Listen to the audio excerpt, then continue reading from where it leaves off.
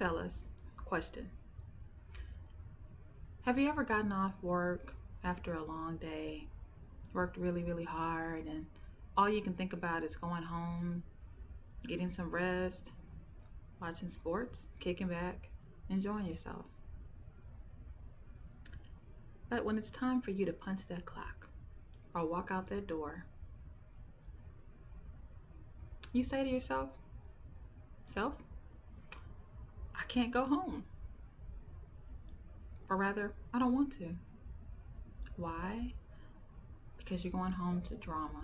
You're going home to arguing and fussing about nothing and nagging and nitpicking and just total unappreciation and a whole plethora of other things that you could be experiencing. So you decide, I'm going to go over to my boy's house, or I'm going to go to a restaurant and hang out at a sports bar or something and watch sports, or I'm going to run errands. I'm going to do whatever I have to do to avoid that place that's supposed to be home. Pretty sad, huh? But it happens. And ladies, have you ever been laying in bed and you roll over and look at your husband and you say, wow, who in the world is that? I don't know him. He's not the man I married. He's not sweet anymore. He doesn't talk to me the same way, doesn't act the same way. This is not the person that I fell in love with. Well, if you've ever had those thoughts, or you know someone who has, or you've been there, ladies and fellas, I have the solution. I have come up with what I believe, in my opinion, to be the number one reason why most marriages and most relationships don't work. People say it a different way than what I'm going to say it as. They say, people change. He changed. She changed. He or she is not the person that I initially met. They don't act the same. They don't treat me the same. Everything's so different. He or she changed. And I don't believe people. People can change. Most of the time, I don't believe it's that people have changed. I believe it's that they're finally being honest with you. But unfortunately, they usually wait too long. They get you used to one thing and then they switch it.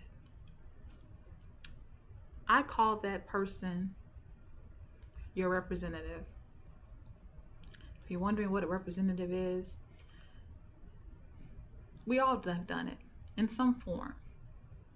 At least most people, if they're willing to be honest with themselves, have done it in some form. It's that person that you present when you go on a job interview. That's smiley and I'm so happy and I'm such a people person and I'm just excited about this job and I'm going to sell myself to you. You're going to highlight all of your positives.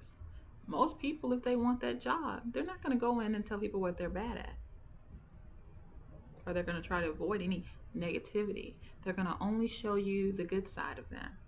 When at the end of the day, we're all people who have many different facets to our personality. It's not all good. We have some things that one person may interpret as a bad thing, somebody else may find it attractive, but we have things about ourselves that make us uniquely ourselves. And we need to learn to embrace that, and we need to be comfortable sharing who we really are with the people that we are involved with early. They need to get to know you from the beginning. They don't need to get to know your representative. That's the first step that leads to failure. So I implore each and every one of you to first off love God, love yourself, and love yourself and the person you're with enough to let them know who you are.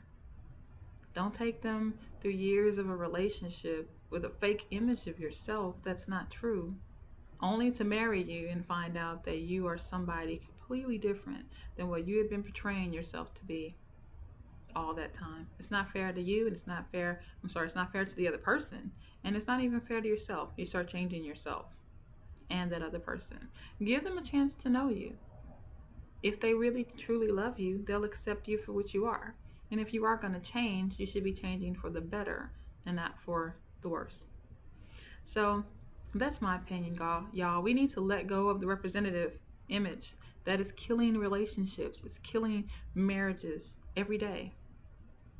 Be honest with yourself and be real with yourself and with the people that you choose to date or get involved with in any way. Don't be afraid to be yourself. God made us all special. He made us all unique. None of us should be alike because we're uniquely who we are. So don't be afraid to be yourself. Love yourself and love that person you're with enough to show them who you are. And the other thing, and I'm going to borrow this phrase from Maya Angelou, it's one of my most favorite quotes of all times. And the quote is, that's funny, I lost my own train of thought. When someone shows you who they are, believe them the first time. I think that's kind of uh, the reverse of what also helps to ruin relationships. Is that when people do show us who they are, if we're lucky enough to get in that situation where they're honest with themselves, we don't believe them. Ladies, most of the time we have this problem really, really bad. We feel like we can change a man. Oh, well, he's 25% this. I don't like this 25%, but I know I can get this 25% to be like the other 75%. Or he has this thing going on that I don't care for and I can't really tolerate it, but I'm gonna get him to change. I'm gonna change him. I have that power. Stop wasting your time, y'all. You can't change anybody. All you can do is either love that person and accept them for who they are. I mean, of course, you can always influence and encourage them to be better, but you have to know that at the end of the day, if they stay exactly who they are and they are presenting themselves to you now, is that sufficient for you? Is that something that you're willing to tolerate? Because I promise, for people who don't quite understand this, marriage takes a lot of work and a lot of time. And a person, they're only gonna, I don't know how to put it. Well, I guess I'll leave that point alone because I can't even remember what I was gonna say. Wow, having memory issues at 30. um, no, but back to where I was, guys. Just be real and be your authentic self. I think that is the main key of what I'm trying to get at on this video. I do have some other things I want to touch on, but I'm going to do that in some other videos about relationships. And I'd like to get your feedback. So, what do you guys think about this whole concept of a representative? Do you think that's a good thing? I mean, of course, I don't think necessarily you tell her, you let all of your skeletons out of the closet, so to speak, on the first date, but I think respectfully and early on, a person needs to be seeing who you are. That's my point. So, let me guys know what you think. All right.